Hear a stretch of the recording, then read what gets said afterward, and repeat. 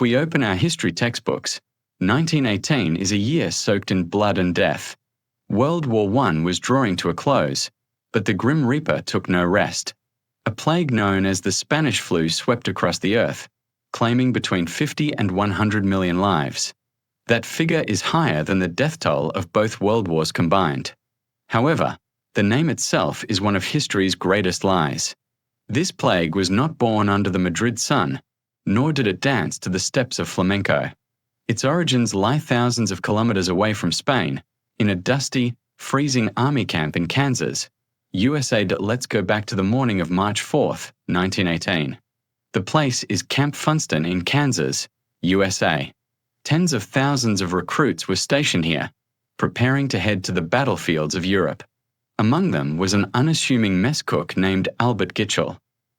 In the weeks prior, the camp had been burning massive piles of horse manure and garbage for warmth and disposal. It was a bitterly cold winter, and the smoke from the burning waste mixed with dust storms, blanketing the camp. The virus likely completed its cross-species mutation right there, in that filthy, crowded environment teeming with livestock. That morning, Gitchell reported to the infirmary feeling terrible, sore throat, headache, high fever.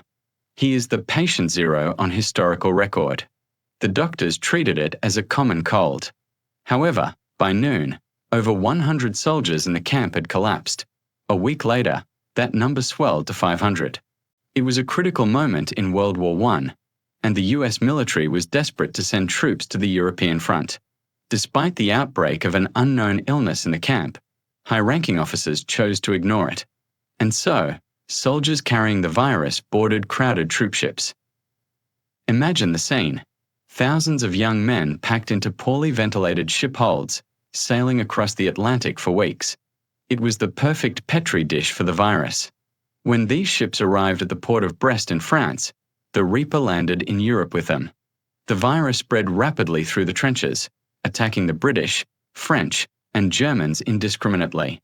Soldiers lay in muddy trenches burning with fever, their lungs filling with fluid, their skin turning a terrifying blue-purple from lack of oxygen.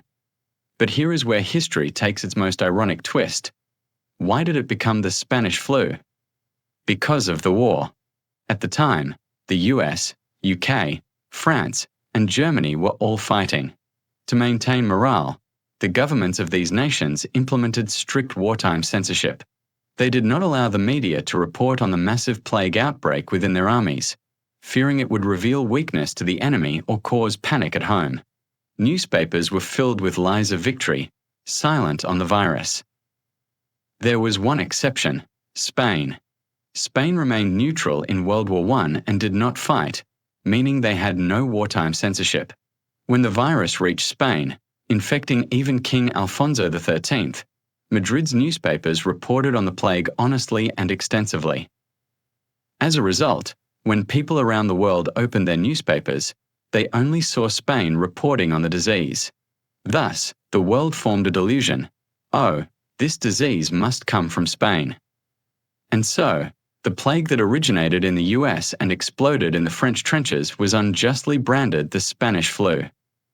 It wasn't until the war ended and censorship was lifted that people realized the gravity of the disaster, but the name had stuck and could not be changed.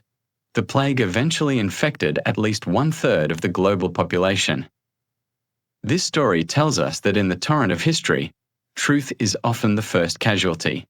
The manure piles in Kansas lit the spark, the crowded troopships were the accelerant, and political censorship was the wind that let the fire rage out of control. We remember the wrong name but forget the real lesson. Viruses know no borders, but lies can span centuries. Thanks for watching. This is the detail the textbooks missed. What textbooks missed, you'll find here. Subscribe to stay on track. I'm Van Ho, restoring history.